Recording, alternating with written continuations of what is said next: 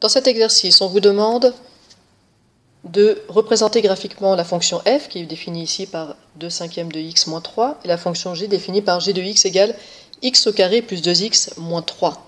Alors si vous ne l'avez pas fait, faites-le, et puis on vous demandera ensuite de trouver d'abord graphiquement, puis algébriquement, les points d'intersection entre les deux courbes obtenues. La première chose à faire dans un exercice comme ça, c'est quand même de réfléchir à la nature des fonctions qu'on vous a données. Ici, on a une fonction de degré 1, on aura donc une droite. Ici, une fonction de degré 2, on aura donc une parabole.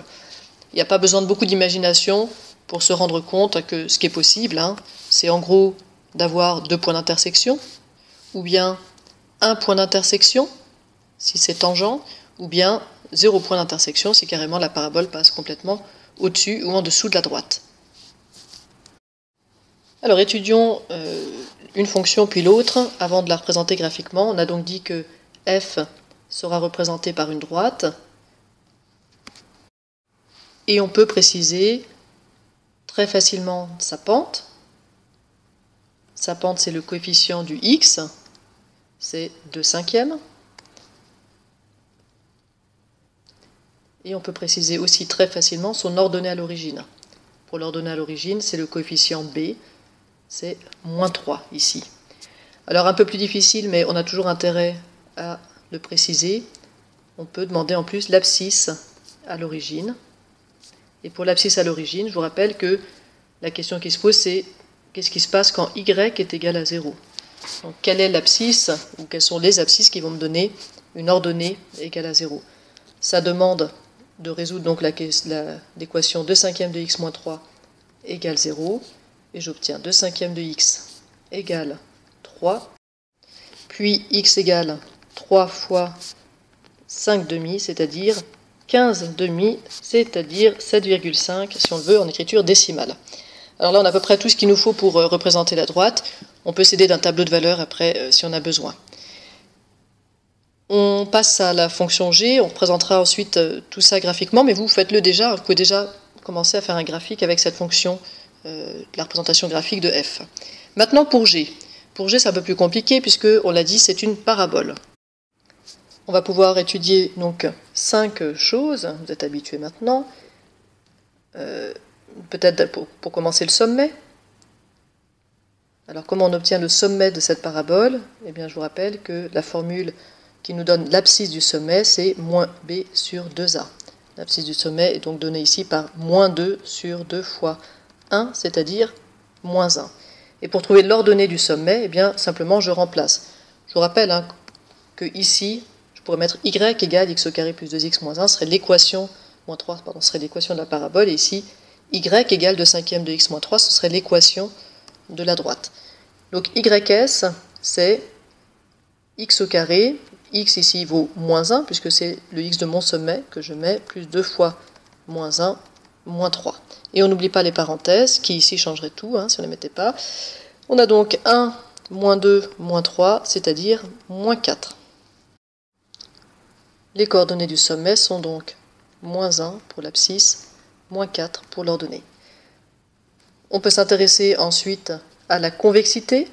Ici, la parabole sera convexe. Alors pourquoi convexe ? Parce que le coefficient du x au carré, c'est 1. On peut marquer a égale 1.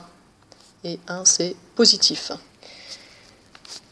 On peut s'intéresser aussi à l'ordonnée à l'origine. Ça, c'est facile. Pour l'ordonnée à l'origine, simplement, on obtient moins 3. C'est-à-dire on obtient ce qui se passe quand on remplace x par 0. Terminons avec les abscisses à l'origine. Rappelons que ça correspond à y égale 0, tandis que l'ordonnée à l'origine correspondait à x égale 0. Donc y égale 0, on sait que pour une parabole, on peut avoir 0, une ou deux solutions de cette équation. Alors regardons ce qui se passe pour nous. On veut donc avoir x au carré plus 2x moins 3 égale 0.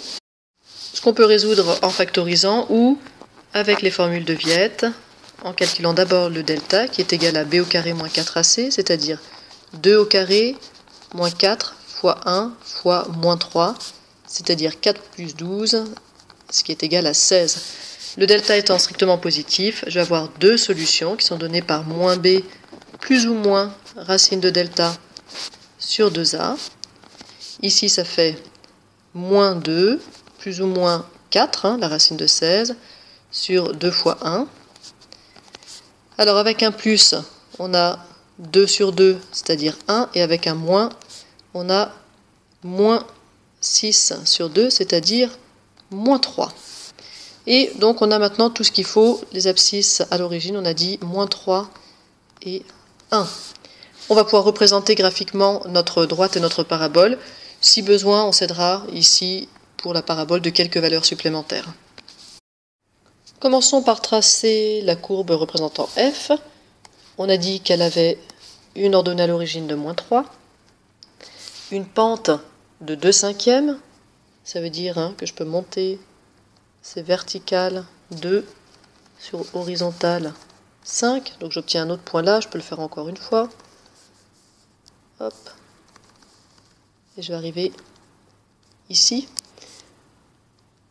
J'ai aussi noté qu'elle a une abscisse à l'origine, un 0 en 7,5. Alors j'ai 3 points, c'est plus qu'il n'en faut, en plus ils sont suffisamment éloignés. J'ai tout ce qu'il faut pour tracer la droite qui représente f. Maintenant, remarquons qu'il faut toujours écrire x et y, ici je ne l'ai pas fait, pensez-vous à le faire. Et on va placer les points de notre parabole, ceux qu'on connaît. On sait qu'on a une ordonnée à l'origine, je vais changer de couleur, de moins 3. On sait qu'on a un sommet en moins 1, moins 4, ici donc le sommet. On sait aussi qu'on a deux zéros en 1 et en moins 3. Par symétrie, puisque j'ai un axe de symétrie qui va passer par le sommet, c'est un axe de symétrie horizontale, je peux aussi déduire que je vais avoir un point qui va correspondre au symétrique de l'ordonnée à l'origine. Alors j'ai déjà suffisamment d'informations, je vais le tracer comme ça, je ne vais pas rajouter de tableau de valeur. Voilà, alors mon tracé n'est pas très précis, mais il me permet quand même de déterminer graphiquement les deux points d'intersection. J'en ai un ici et un là. Graphiquement, donc, on voit qu'on a deux points d'intersection dont on peut donner les coordonnées. Alors partons de la gauche, le premier, il a pour abscisse quelque chose du genre moins 1,6, et puis pour ordonnée, moins 3,6, on va dire à peu près.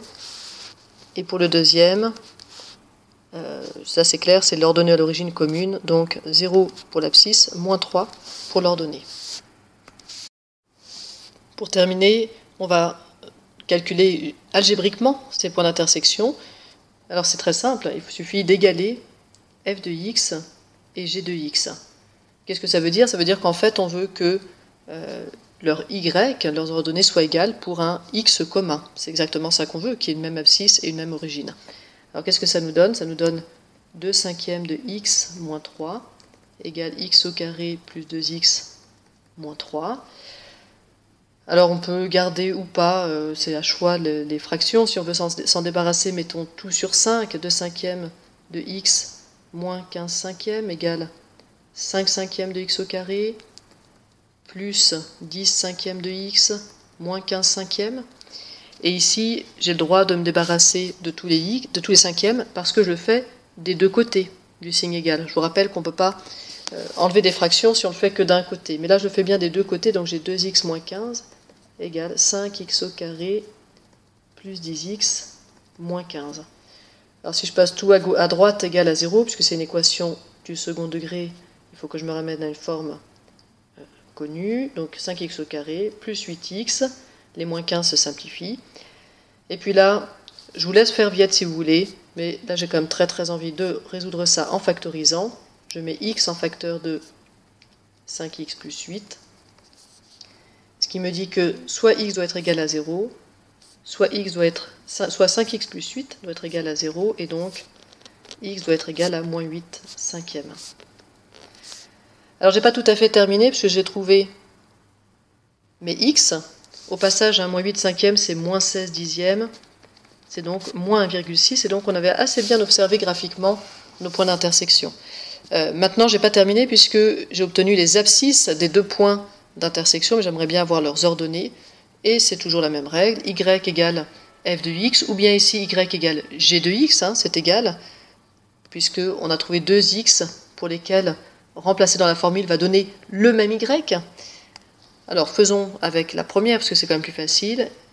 Pour le premier point d'intersection, y sera égal à 2/5 de x, c'est 0, moins 3, et on retrouve notre ordonnée à l'origine, moins 3. Donc premier point d'intersection, appelons A, il a pour coordonnée 0, moins 3. Et pour le deuxième point d'intersection, on va remplacer x dans la formule de f par moins 1,6, moins 3, et on trouve moins 3,64, ce qui me dit que j'ai un deuxième point d'intersection d'abscisse moins 1,6 et d'ordonnée moins 3,64.